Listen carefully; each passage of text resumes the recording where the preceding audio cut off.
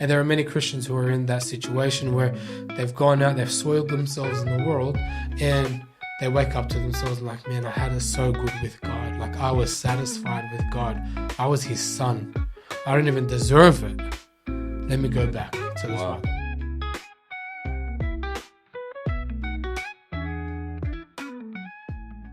Hey everyone, hopefully you're doing well. Welcome to the G Skin podcast. I'm here with Abraham. How you doing, Abraham? I'm good. How are you? Good, doing pretty well. Today we're talking about backsliding, and often I hear this all the time, man. Someone makes one sin and they're like, I've backslidden, right? So it's like people's definition of backsliding is like, I've committed one sin, I've backslidden. Okay. And now I need to go through that big journey to restore Yeah. myself and so how. But biblically speaking, what do we see backsliding to be? Well, look, maybe I'll use a small analogy. You know, when, let's say you're having a bad day, you're just not feeling happy, and then you say, I feel depressed. Now, are you diagnosed with depression? No. You just had a bad day, Yeah. right? Depression is literally a prolonged period of that sad state that is just not going anywhere. Like you can't get out of it. It's a ditch. When we think about backsliding, think about it as like this prolonged period where you are no longer in fellowship with God. You've drawn away to a point where now my fellowship with God has been impacted. And it's not just, a one-day thing. It's not just an hour thing. This is like, it's been a few weeks. I'm not going to put a time frame on it, but generally it would be, a few weeks, few months or whatnot. And you just realize I am so far from God. And you know the truth in your heart. And the technical state of a backslider is someone who is regenerate, who is a believer, but has fallen off the path. Wow. And what do you think the causes would that be? When we look at the biblical perspective, we actually see that there's like three different forms of it, right? So we see like the most obvious form is sin, right? It's like falling into a certain sin. So we'll say that's liberalism, right? We would say, okay, well, I have valued this sin over my love for God, and I believe that this thing is going to satisfy me more than God will. So you fall off the path, you disfellowship from God for a while to pursue this sin. That's one form. So we'll say the Corinthian church went kind of that route. Okay, Right? cool. Another form, legalism, right? Remember when Paul is speaking to the Galatians and he's saying, you were running so well. What hindered you? Right? And it's because they were going back to the law of Moses. They were going back to the very thing that Jesus Christ died so that we could be set free from. So they were going back to a legalism where in their own power they were trying to earn the favor of God. And this is a form of backsliding as well. Like, we don't see it generally because the outward manifestation is like, oh, I'm trying to live a holy life, right? So you don't really see that that's backsliding, but it is in the heart. Your heart is far from God. You're Pharisaical, you're hypocritical. You're hiding, the very sins that are in your heart in trying to portray yourself as someone holier. So you're basically masking your backsliding with a With religious Yeah. show. That's what the Galatians were doing. And he called them foolish Galatians, right? Galatians chapter 3 says, oh, foolish Galatians. In the Greek, that's a very strong term as well. And so it'll be more like, I'm not going to say the word, but yeah, it's like, it's a very, very stern admonition. These guys have fallen off the path. You are absolute morons. That's the closer word. You're a moron. Oh, okay. Right? And then you have a third one, which is more ambivalent. Right, so you have legalism, you have this liberalism, which is outwardly sinful. You're pursuing the sinful lusts of the flesh. And then you have this middle ground where it's indifference. Remember the Laodicean church? He's like, you are neither hot, you are neither cold, but because you are lukewarm, I'm going to spit you out of my mouth, right?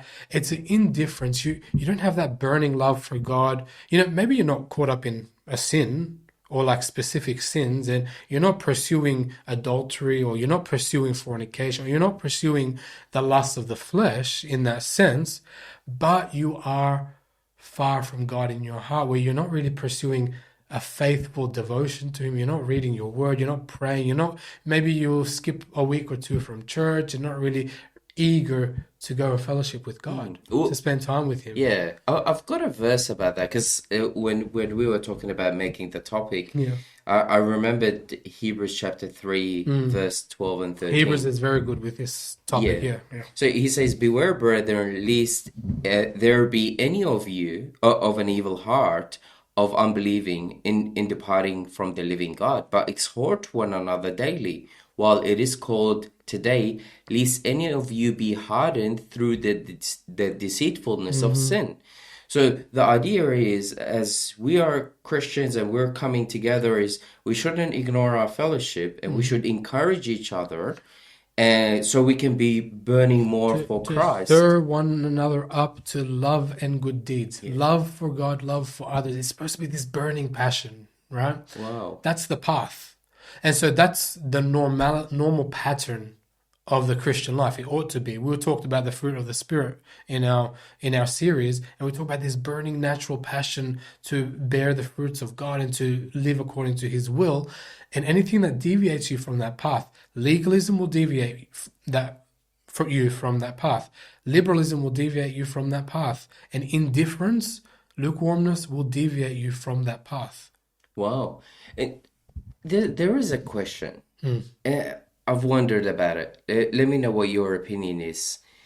There are a lot of people, because I've had conversations with people like that. A lot of people, they know they have backslidden. They know that they're in the place where the presence of God is far away. We know God is all present. But they feel the distance, right? They don't see themselves as they used to be. Like, I used to be on fire for God. I used to be that kind of Christian. I used to be this kind of Christian.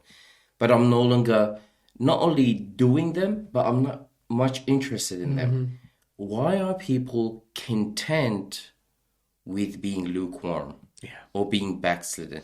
I've always wondered about that, right? Like, because to me, it was like, shouldn't that be like a warning sign to you? Shouldn't you like pack up your bags and you're like, where's God? I need to get closer to God. He can get closer to me. It's not like, oh, well, it was fun while it lasted.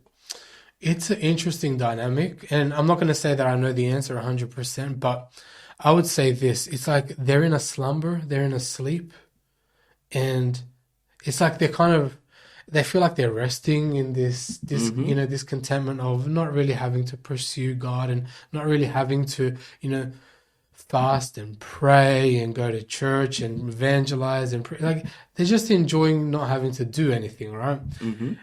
I think the majority of the reason that that's the case is because when they were walking with God, this is my view, when they were walking with God, a lot of it was out of their own strength and in their own flesh.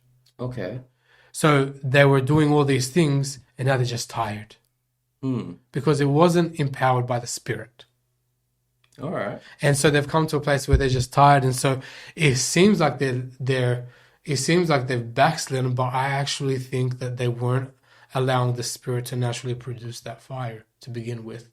So that's one view that I could say. I could also say that perhaps it could be that you were genuinely on fire and you were devoted to the cause in the kingdom of Christ, but then what's happened is you've allowed someone or something to change that imprinting goal in your life, like that goal to serve God, that goal to seek the kingdom.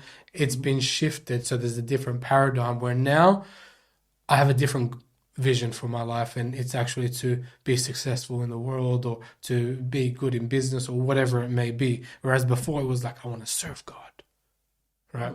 So those are two kind of you're replacing your goals, replacing the goals, replacing You're speaking about slumbering and sleeping, because in Ephesians 5, verse 8 all the way to 14, I'm just going to read the conclusion in verse 14. It says, "Therefore he says, awake you who sleep, arise from the dead, and Christ will give you light."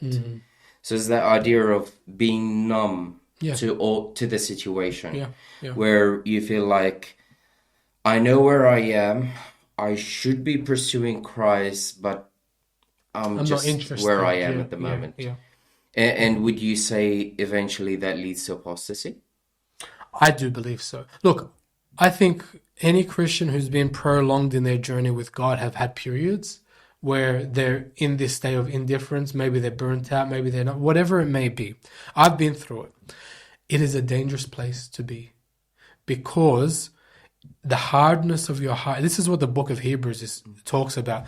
It talks about the people of Israel. They saw the signs and the wonders, and they saw what God had done. He delivered them from slavery. He's leading them to the promised land. And this is that period where we're in. We are delivered from sin, all right? And spiritually speaking, we're in the promised land with Christ, but physically and in our flesh, we haven't seen that glory yet. So we're on our way to the promised land that is Christ. And so we are like the children of Israel. And the book of Hebrews gives us the warning of the people of Israel that they hardened their hearts. They were looking at the good things that they had in slavery rather than the bad. Like, oh, when I used to be an unbeliever, I actually had more money, and I actually was, I had more girls around me, or I had a better, social life, or whatever it may be. And you start to think about the good, and I use that very loosely. And that's what the Israelites did. They kept looking at, oh, we had more food and better food in Egypt, or we had this in Egypt, or we had that in Egypt, and now we're here with God, and yeah, okay, we have the eternal God, but we don't really have the luxuries of the flesh, right? And the warning of Hebrews is, do not be like those who hardened their heart in the desert, right? Who they had the oracles and the promises of God, but they turned away from it in pursuit of the things of the flesh. Yeah. Like Esau as well. And then what happens is they create their own God and they completely backslide, and that leads to that apostasy where they die in the desert, right? Yeah. So it's like there's a danger in hardening your heart, and you need to pray. If you're in a place where you've hardened your heart, you need to say, God, my heart is hard right now. I'm indifferent. I don't feel a passion for you. You need to intervene right now. This is dangerous, right? Because Paul takes it very seriously, the shipwrecking of your faith. He takes very seriously that at the point where either it's liberalism, legalism, or indifference, at a point it's going to lead you to a place of no return. And that's a scary place to be. But my optimistic viewpoint is this: as long as you still have breath, you have the ability To come back. to come back. So it's like a prodigal son. Yes. When he was at his lowest, he says, at least my dad will accept me to be like one of his servants. I'll just be there. But then he took him back as a child. Yeah, that's a very good view of backsliding, not leading to complete apostasy. He woke up to himself, right? And there are many Christians who are in that situation where they've gone out, they've soiled themselves in the world, and they wake up to themselves and like, man, I had it so good with God. Like, I was satisfied with God. I was his son. I don't even deserve it. Let me go back to the Father. Let me go back. And there's a restoration. And you know what? The book of James speaks about this. He says, those of you who are spiritual authorities, and those of you who do win someone back to God, you have saved the soul of that sinner. Right? That's a huge thing. You've saved them from death. Right? Yeah. And so the exhortation for us, in those of us who are leaders in the church and whatnot, our exhortation is to go to those who have fallen astray. They're in the flock, but they've walked away from the flock. And it's our job to go grab them, leave the 99, go get that one, right? As Christ did, right? And then bring them back to the fold. Lead them gently, yes. Exhort, rebuke, encourage, but lead them back to the fold. Sometimes in gentleness and sometimes with rebuke. That's nice. You spoke about people who are backslidden and they are outside the church. And you also mentioned the lukewarm church. If you look at Revelation chapter 3, in verse 15 says, I know your works, that you are neither cold or hot. I wish you were cold or hot. So then, because you are lukewarm and neither cold nor hot, I will vomit you out of my mouth. It's that idea that there are people who have not physically disconnected themselves from the church, but they kind of spiritually disconnected themselves. They still attend church. You could even say it's part of their tradition, right? As a family on Sunday morning, you go there. Some of the people in the church might be your friends. You might have nice conversations, even go to lunch after it and go home, right? It could be a community thing. It could be a social thing, Yep. right? How could you encourage someone who's going to the church in their heart? They know they're backslidden. They go there, even in the service, they feel dead, right? Yeah. And I know it's not about feelings, but you know what I mean. Like Yes. they Yes. spiritually, They know. it's They like know. a dead person They know. sitting, Yeah. and everyone's alive. Everyone is worshiping the Lord with all of their heart, and they're like, Something's not right here. there's nothing. Yeah, I'm not feeling it. Where is God in my life? How come the person next to me is experiencing the joy of the Lord, and I'm here thinking, Yeah. what's wrong with me? Yeah. Yeah. Yeah. That's probably the most dangerous form, I think. That's the hardest one. When you're out in the world sinning, like, yeah, yep, I got it, I'm content. I'm just enjoying the sin at the moment. That one is the hardest because it's mental, it's psychological, it's emotional, it's spiritual. It's like it's so draining. You're like, what is going on here? Why? And I think that one can be, and I'm going to speak of this from a spiritual point of view. I do believe that forms of it can be like, demonic oppression, a time where, whether God allows or not, like there are demonic oppressions over your life holding you back from pursuing something really, really good. And I think when Jesus speaks about, fasting to get rid of certain demons and that kind of thing, I've been in periods where that was kind of the case, and I just felt like something's not right. I feel very far from God. I don't have a love. Like, I might even pick up the Bible and read it, but it's just out of obligation. I might pray out of obligation. It's just like I'm really pushing myself, but my heart is far. And it's like maybe there's accountability issues. Maybe there's a sin that I'm not even aware of. Whatever it might be, fasting and being led by the Spirit can reveal that. And also being accountable to your pastors and leaders and being like transparent with them. I don't feel right here. Something's wrong.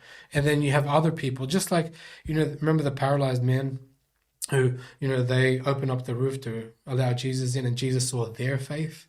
Sometimes it's like leaders, pastors, brothers in Christ, can you please pray for me? Something's not right here. And it's like their prayers, God will listen and see their faith, and it brings you out of that slumber and it brings you out of that state. And so it's like kind of going through this journey of diagnosing what's going on here, what's the issue, why is my mind not right, why is my heart not right, what's going on. And I don't think there's an easy all answer over it. It could be spiritual, it could be a sin you're not aware of, it could be a dynamic in a shift of your mentality and your ideas. Maybe you've been influenced too much by worldly creatures or worldly entertainment or whatever it might be. And I say this as someone who's been in that situation. There is hope, but it does take action. It does take pro-action. So a proactivity to say, I don't want to be where I am right now.